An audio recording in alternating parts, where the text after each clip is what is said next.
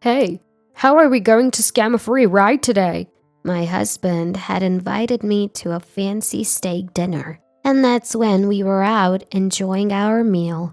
While I was in the restroom, I happened to overhear a conversation from my eldest son and his wife.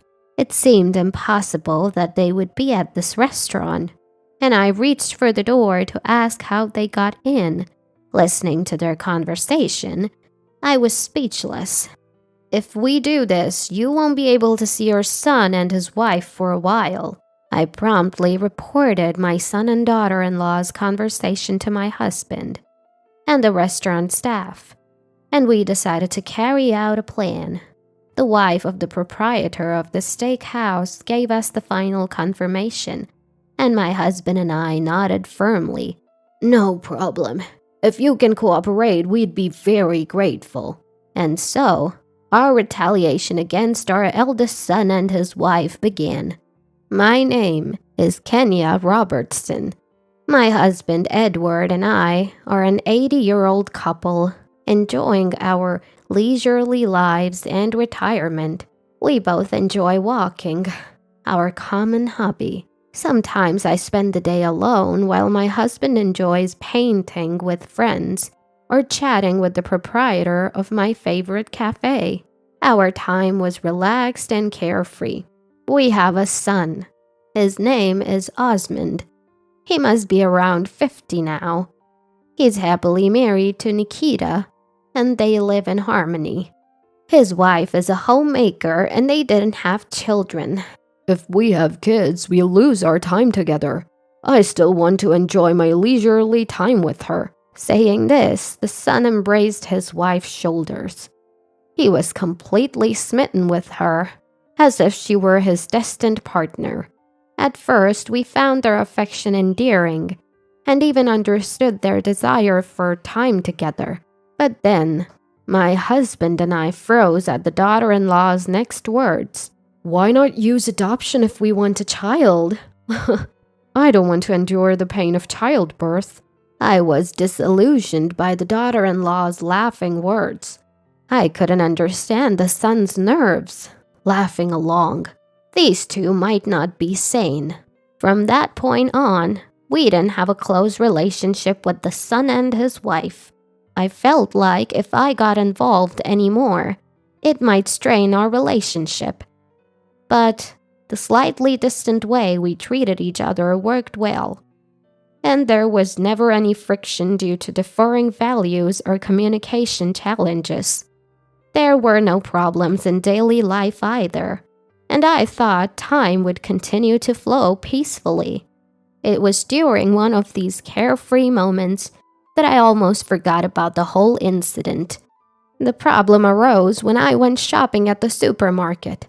I felt several eyes on me, and turning around, I noticed several neighbors looking at me and whispering, "Hello, everyone. Out shopping?" Curious about what was going on, I spoke up, but was met with an awkward greeting. In a word, I was being avoided. It was an attitude so blatant that I could feel it instinctively, and it made me question what was happening. Why? The answer was simple. I had just had tea with those very people yesterday. Who would have thought that something like this would happen so suddenly? I wondered if I had done something wrong and stood frozen in place for a while. Suddenly, a man's angry voice echoed through the store from the checkout. "What are you going to do to take responsibility? I'm asking you!" The loud yelling man made my shoulders jump, and everyone's gaze turned towards him. The store had been filled with lively conversation just a moment ago, but it now fell silent, an eerie change. The only sounds were the continued shouting of the man and the apologies of the supermarket clerk. "We'll replace it right away. Please wait a moment." "I don't want the item, you fool. Don't you get that? Just give me a discount." I turned towards the register, astonished at the man's absurd words, and then, unable to believe who I saw, I momentarily refused to accept reality. Osmond? To my surprise, the person yelling was my eldest son. As soon as I saw him, I rushed over to him. My eldest son noticed me and turned around, greeting me with a calm smile. "Oh, Mom, out shopping?" Despite his earlier yelling, he showed me a friendly smile. I've always thought of him as kind to family and strict with others, but now it seemed he had lost all common sense. I felt that way. It's not about shopping. What are you doing? Yelling like a fool and complaining. Huh? What do you mean, fool? There was a bug in the cabbage here. I almost ate it without noticing. Complaining is natural, isn't it? My son must have realized I wasn't just calling out to him but trying to intervene. He immediately changed his attitude, explaining the situation to me in a hostile, quarrelsome tone. His behavior was so domineering that I was bewildered that this was my real son. What's the big deal about 1 or 2 bugs? You could have had it replaced. Why have you been yelling so loudly? Aren't you embarrassed? Why do I have to be the one to get angry? It's the supermarket's fault, isn't it? They say they'll replace it, but just looking at that cabbage made me feel nauseous from shock. It's not like replacing it solves anything. The more I tried to stop him, the more my eldest son's words escalated. Contrary to me, who felt so embarrassed that my body trembled under the piercing, painful stares from those around us. My eldest son continued to yell as if he wanted to draw even more attention to himself. It must have been a strategy to make a big fuss and put pressure on the store. If this goes on any further, we might get into trouble with the police. Thinking this, I handed the cabbage to the supermarket clerk for now, also leaving my empty shopping basket, and forcibly dragged my eldest son out of the supermarket. Mom, what are you doing? What are you doing is my line. Making such a big fuss over 1 cabbage. What's wrong with you? Dragging my eldest son outside was fine, but calming his angry state was virtually impossible. And I, too, was about to explode with anger at how shameful it was that my son had grown up this way. A full-grown adult arguing loudly in front of the supermarket. Naturally, I sensed that the surrounding stares were gathering, but my anger did not subside, and the argument with my eldest son continued. What's the big deal about a bug on the cabbage? It's proof that it's delicious, isn't it? Are you out of your mind? If so, Mom, you can eat cabbage with bugs on it every day. What's the point of continuing this trivial argument forever? Whether she sensed the commotion or was waiting in the car, my eldest son's wife appeared from his car. Seeing her, my eldest son and I stopped our argument, and he hurried over to her, looking very disheveled. I'm sorry, Nikita. Was I late? This was the first time I felt repulsed by my irresolute eldest son, who was attracted to his wife. Until now, I hadn't thought anything of it, but my opinion of my eldest son plummeted all at once because of his earlier behavior. You're more than late. Did you get the money properly? For some reason, my eldest son's wife was intimidating. I felt a discomfort I hadn't noticed when I met her before. No, Mom interfered, so... Huh? Don't tell me you missed getting it.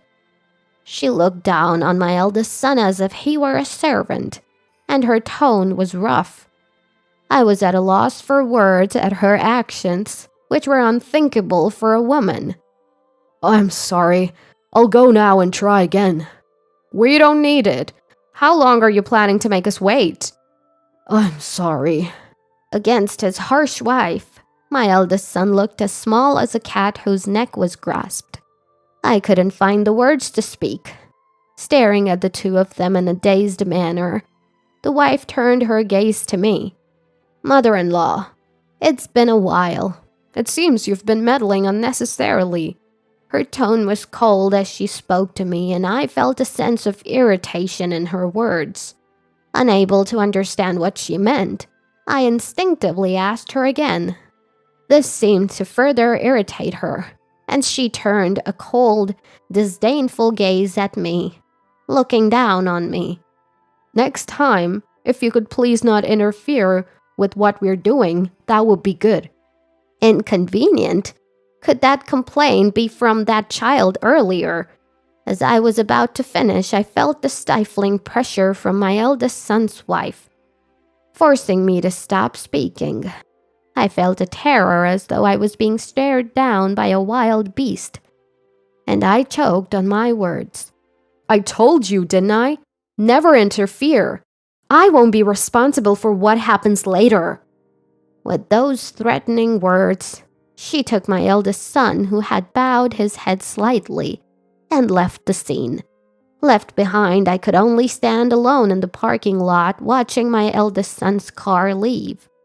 Could it be those kids made that complaint on purpose? As they sped away, I reflected on the last conversation I had with my eldest son's wife. It's not a trivial matter. Livelihoods are at stake. Could it mean they are purposely complaining to swindle money? And the way she spoke and her attitude. What was she really? My thoughts were interrupted when I found out the answer the next day. The next day after the quarrel with my eldest son and his wife, a good neighbor came to visit our house. She was quite frantic. "What's wrong? So panicky?" "Robertson, it's terrible. Your daughter-in-law got into a fight with my husband." The neighbor was the wife of the proprietor of my favorite cafe. I had been avoiding the neighbors I used to run into at the supermarket, but it seems that my eldest son and his wife showed up there. And just like yesterday, they caused a scene, making the proprietor of my favorite cafe furious. My eldest son filmed the whole scene, and his wife instigated the proprietor of my favorite cafe, creating a hostile atmosphere. I hurriedly called my husband, and together with the neighbor's wife, we headed to her store. "You brought Robertson here." "Oh, the Robertson brothers. What's going on with your son and his wife? They're wrecking the place and causing trouble." As we had a relationship with the proprietor of my favorite cafe, we apologized first and foremost. "I am truly sorry. We will take them back right away." "Here you are again." Next to her, my eldest son clicked his tongue and his wife let out words of annoyance. I felt anger rising, but now the most important thing was to calm the situation. "You're a part of the family with mother-in-law, aren't you? It's rude to mother-in-law." Even in this situation, the proprietor of my favorite cafe was thinking of us. I was touched by this, but it seemed to irritate my daughter-in-law. "I married Osmond and I don't care about anything else. More importantly, how dare you serve such awful food to your customers?" "What? You're still talking back? You—" My husband restrained the proprietor of my favorite cafe as he was about to lash out, and he deeply apologized on the spot. "We're truly sorry. We will come back to apologize for this mistaken behavior. Other customers are here. Please calm down for now." My husband conveyed the words of apology with a sincere attitude. Seeing this, the blood in the proprietor of my favorite cafe's face subsided, and for now, he told us to take my eldest son and his wife back without paying. Then, my husband and I silently took them home and led them to the living room. No sooner had the eldest daughter-in-law sat on the couch than she sighed wearily. The eldest son, seeing her like this, seemed flustered and eager to please her. "Do you even realize what you've done?" It was her husband who spoke these words, his face expressionless but his tone tinged with anger.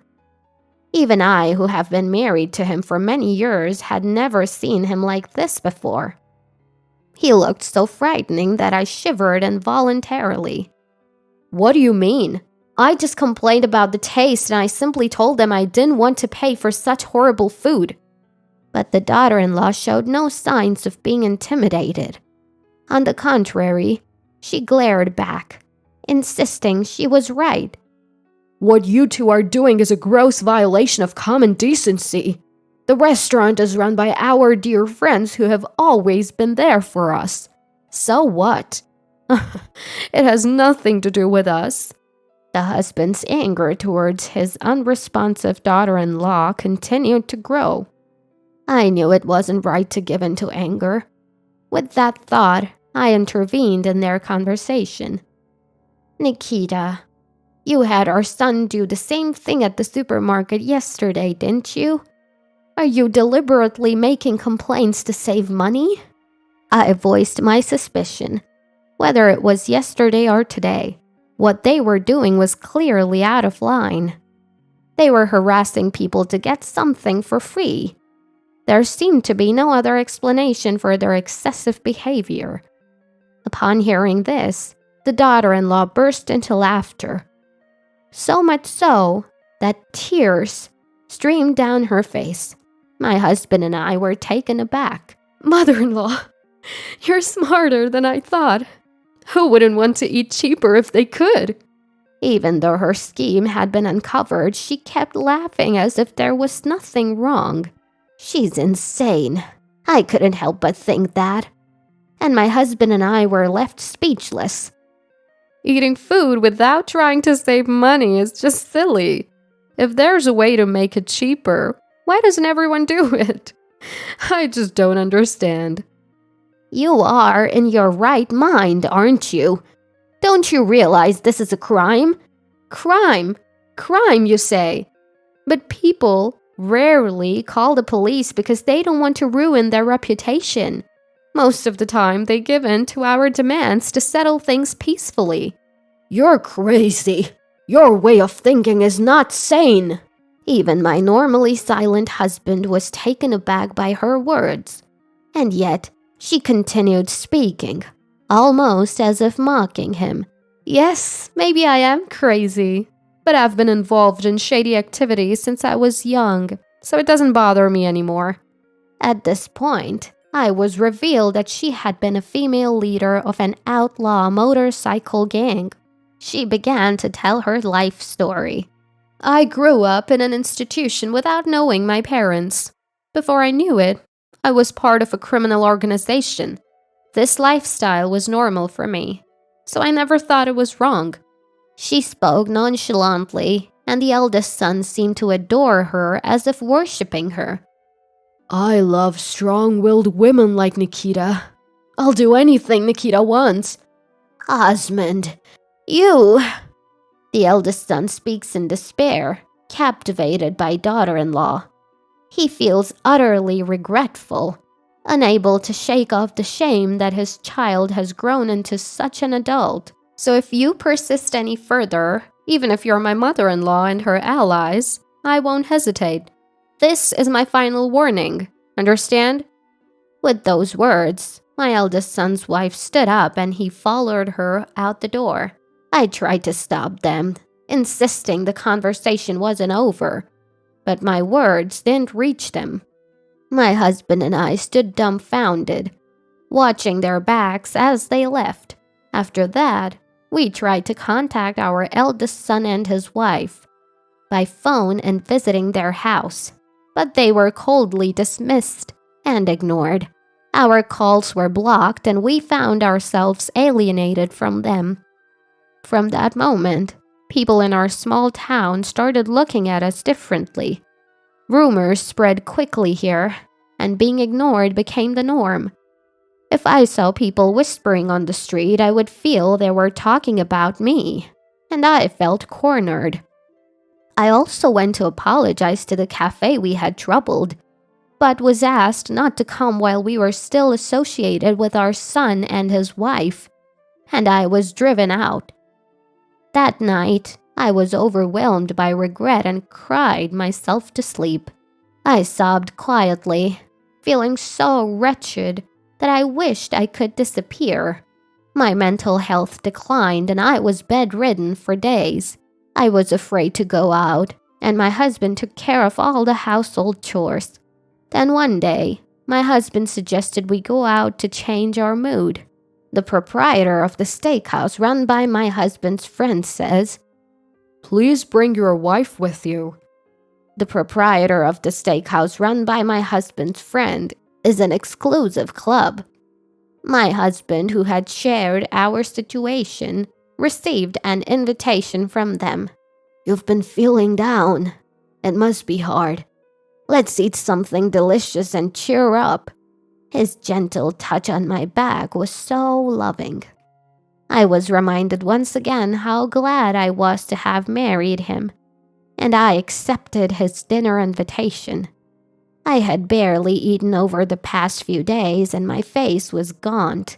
I tried to cover it with makeup, but my husband saw through it and told me not to force a smile.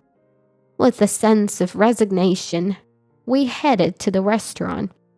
As soon as we arrived, the proprietor of the steakhouse and his wife welcomed us. "Welcome. We've been expecting you." "It's been a while. Thank you for taking care of us today." "Madam, please relax. Our young staff makes an exquisite steak dinner."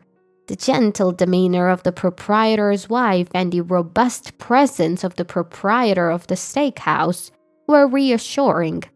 I smiled weakly and nodded at their words, noticing my frailty. The wife took my hand and guided me through the immaculately cleaned restaurant, filled with cleanliness. "Welcome. We've been waiting for you." The one who greeted us with those words was the head chef of the steakhouse. His energy seemed to lift my downtrodden spirit, and I felt almost overwhelmed by his zeal. "Today I'm going to put extra effort into making a delicious steak for you." The cuisine at the steakhouse is truly exquisite. Please make yourself at home and enjoy. The person who greeted us with a smile was the female waitstaff at the steakhouse. Her gentle smile healed my heart, and the smile naturally returned to my face. As I was being treated to a delicious steak, I almost forgot about my eldest son and his wife. When, "Hey, how are we going to scam money today?" while on my way to the restroom, I heard a familiar voice from a private room. "It's Dad's friend's restaurant, right? It might be risky here." "What are you scared of? This place is no different from the other."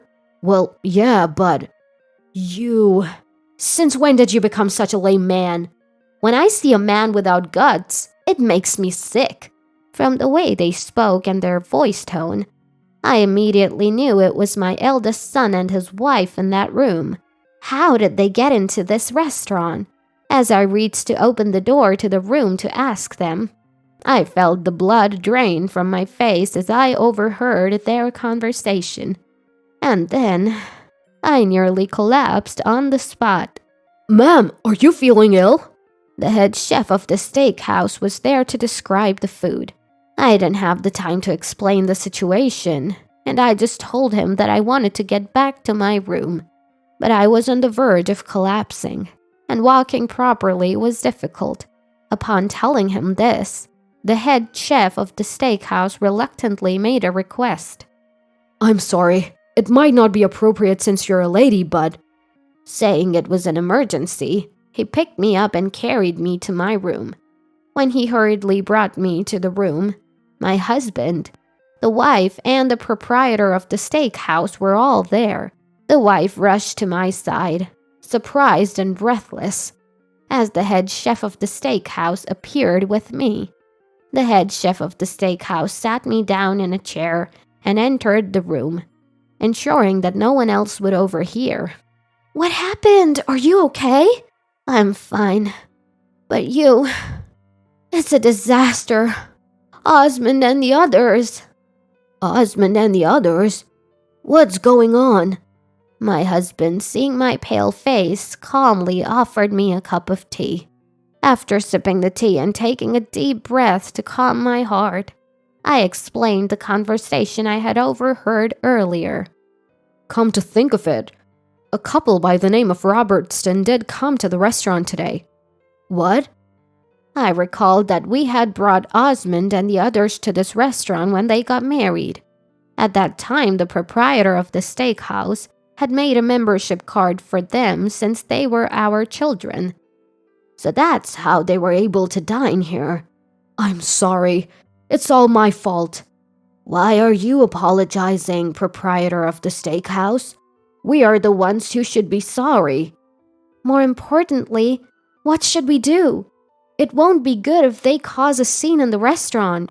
As everyone was racking their brains over the situation, the head chef of the steakhouse made a suggestion. How about this? We couldn't help but feel hesitant upon hearing his suggestion. But that would mean we'd be putting the head chef of the steakhouse in a difficult position. Don't worry about it. If I can help you ladies, this is a simple thing to do. The head chef of the steakhouse laughed manly with a gah-ha-ha, and both my husband and I couldn't help but smile back, lowering our brows. But if you do this, you won't be able to see your son and daughter-in-law for a while. With a stern look in her eyes, the wife made sure we were committed to our decision. My husband and I looked at each other and nodded slightly. We don't mind. If you can help, we would like to ask for your assistance. Are you sure about this? Yes. We can't stop our children on our own. Please, we need your help. When the proprietor of the steakhouse confirmed again, my husband and I both thanked him politely. And so our counterattack against our eldest son and his wife began. Hey, call the manager! As expected, the eldest son's wife started screaming in the restaurant, and customers from private rooms began to peek out, wondering what was happening. I am the head chef of the steakhouse, but... The head chef of the steakhouse rushed over and asked the eldest son and his wife what was wrong. There was a hair in the soup. How are you going to make up for this rudeness? We've paid good money, so take responsibility. As always, the eldest son's wife started to complain. The other customers began to murmur, and worried voices could be heard from the staff. A hair, you say? But the head chef of the steakhouse did not waver and responded firmly. Upon inspecting the soup with the hair, he seemed to notice something strange. This hair doesn't belong to any of our employees. The head chef's cool analysis made the eldest son and his wife look at him in shock. The words piqued the interest of the other customers, and everyone in the restaurant focused on the exchange between the eldest son and his wife and the head chef of the steakhouse. What basis do you have for saying that? We don't have any staff with dyed hair, and we don't have any female staff with such long hair. What did you say? The eldest son's wife was taken aback by the head chef's calm observation, but now the eldest son began to complain, following his wife. Are you accusing us, the customers? Of course not, but if this was intentionally put in by the customer, that would be a serious problem, wouldn't it? Prove that we put it there before you talk like that. If the evidence is found, may I then speak so boldly? The wife, who had been listening, now stepped forward, followed by the appearance of the proprietor of the steakhouse. The unwavering attitude of everyone made the eldest son and his wife look around in bewilderment. What you are doing is a crime, you know. It would be wise to know your place before making a bigger fuss, don't you think? What's your problem? Is this how you treat customers at an upscale restaurant? You're not customers or anything else for that matter. The eldest son's couple, refusing to back down, now faced a verbal volley from my husband. Hearing a familiar voice, the two of them turned towards my husband and me, their faces reflecting confusion. You again? Why are you here? That's what we should be saying. This is our dear friend's restaurant. Stop embarrassing yourselves with this disgraceful behavior. Disgraceful behavior? There was hair in our food. This is a legitimate complaint, and it's absurd for you to criticize us for it. We know that you deliberately put the hair in there." As I said this, I pointed to the ceiling. There was a black circular device mounted there. "What's that supposed to be?" "Don't you know? That's a security camera." "So what about it?" I looked down on the ignorant eldest daughter-in-law, and she openly showed her anger. She glared at me, displaying a defiant attitude, yet still seemed clueless about the camera. The eldest son was the first to understand the situation. "Hey, is that—" "What? Why are you looking so pale all of a sudden?" Osmond seemed to have figured out what it means that there's a security camera. "So? What?" The eldest daughter-in-law's disgust was palpable in the frustrating exchange. Seeing is believing. My husband, thinking it would be faster to show than tell, opened the room door and pointed to the ceiling. There, a security camera had been installed. "That camera is the type that can view in all directions. 360 degrees, right?" Even the eldest daughter-in-law seemed to get it now, her mouth gaping like a goldfish. Her face gradually turned pale. "You can get that hair DNA tested or whatever you like. We're prepared to fight this to the very end." The proprietor of the steakhouse started threatening the two with a broad smile on his face. Then, the sound of sirens came from outside the restaurant. "What?" "Ah, looks like your ride's here." "Our ride? What are you talking about?" The eldest daughter-in-law, her face pale, responded to my words. I spoke coldly, with a full-faced smile. "It's time for us to part ways for now." "What do you mean?"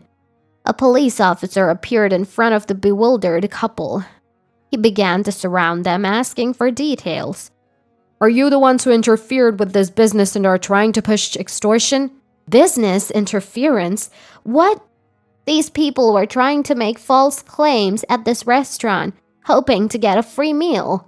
I interrupted the eldest son's attempt at an excuse, explaining the situation to the police officer. When the eldest son and his wife heard this, they resisted. However, the police officer warned them. "If you say anything more, you'll only make your crime worse." They instantly calmed down. "At any rate, we'll hear the details at the station. Shall we go together?" "We didn't do anything wrong." "Give it up. I've already explained the situation to the police officers. Everything you tried to do to frame this shop with your false testimony. You'll also tell them about all the dirty tricks you've pulled up until now. They'll hear everything."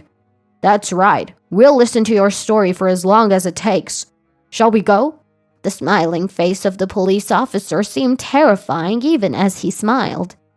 Even the hot-tempered daughter-in-law had no choice but to calm down. "We'll take them now." "Thank you very much." My husband and I thanked the police officer, who gave a slight bow, and when we saw the eldest son and his wife being taken away, a big round of applause erupted inside the restaurant. "That was awesome! Nice performance, head chef of the steakhouse." "I thought we were going to get caught, and I panicked." My husband and I could only express our gratitude for the warmth of the regular customers, laughing as they spoke. "Head chef of the steakhouse." The wife. "The proprietor of the steakhouse." "Thank you very much." "No, if it means that the Robertson couple can rest easy, we're more than happy." But it really did turn out just like the head chef of the steakhouse said. "I can usually guess what that type of person will do." I and my husband could only look up in admiration at the head chef of the steakhouse, laughing as he spoke. At that time, the head chef had proposed a plan to provoke the eldest son and his wife. "Our employee has brown hair, and while the camera is a surveillance camera, it doesn't see everything. I was worried about what would happen if they knew. We were leaving it to chance, but I'm glad we were able to handle it." All thanks to the wife, the proprietor of the steakhouse, and everyone's cooperation. Thank you very much. We were all greeted with warm voices inside the restaurant. The staff explained the situation to the customers and they all sided with us. If something had happened and the eldest son and his wife had started rampaging, everyone would have acted like actors to help us. Come on, let's resume our enjoyable meal. Today, we'll provide a service from the shop. Everyone rejoiced at the thoughtful consideration of the proprietor of the steakhouse, and we all had a great time. After that, the eldest son and his wife were sued by the restaurant and faced a large amount of compensation. It also went to court and they were likely to receive a prison sentence. Furthermore, it was revealed that they had been fighting with the proprietor of my favorite cafe and had posted a video on social media. They were also sued from that side and their bad reputation spread so that no one in the town didn't know about the eldest son and his wife. Naturally, it became difficult for them to live in the town and they had to leave as if fleeing. My husband and I thought about what we could do to repay the proprietor of the steakhouse, and as a result of exploring various options, we decided to promote the two eateries using social media. We got help from a web-savvy acquaintance, and both places thrived thanks to our efforts. We managed to rebuild a good relationship with our neighbors, and now we can once again go for tea as a couple. After cutting ties with our eldest son and his wife, my husband and I are now over 80 years old, living healthily.